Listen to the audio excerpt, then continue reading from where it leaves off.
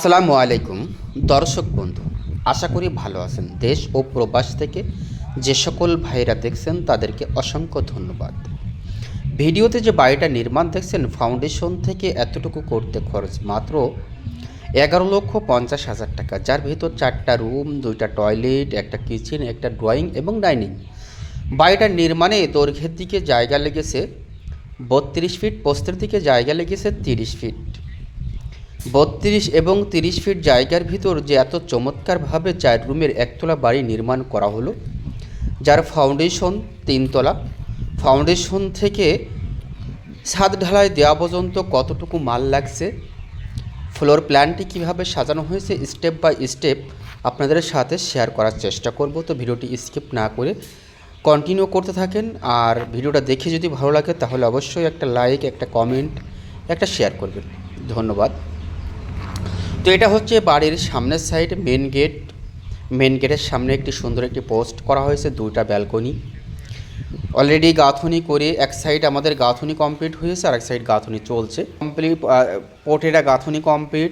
চলেন এবার আমরা ভিতরে প্রবেশ করব যে আসলে এই বাড়িটার ড্রয়িংটা কেমনভাবে সাজানো হয়েছে। 4 বেডরুমের এই বাড়িটা, যার ফাউন্ডেশন 3 তলা। ফাউন্ডেশনে ব্যবহার হয়েছে 16 মিলি রড। প্রত্যেকটা ব্যাজ দেওয়া হয়েছে 4 ফিট বাই 4 ফিট। মাঝখানে 6টা কলামের ব্যাজ দেওয়া হয়েছে আমাদের 5 ফিট বাই 5 ফিট। বিল্ডিংয়ে 16টা কলাম ব্যবহার করা হয়েছে। সাইডে 10টা কলামে দেওয়া হয়েছে 4 পিসকে 16 মিলি রড, 8 মিলি রডের রিং। বিমে দেওয়া হয়েছে 16 মিলি রড 5 পিস করে, এবং ছাদে দেওয়া হয়েছে 10 মিলি রড। এর যে সিঁড়িটা করা হয়েছে, সিঁড়িতে দেওয়া হয়েছে 12 মিলি রড, এবং লেংটন, ছাদ টোটাল মিলায়ে ফাউন্ডেশন থেকে আমাদের রডের প্রয়োজন হয়েছে ইতিমধ্যে 5,500 কেজি।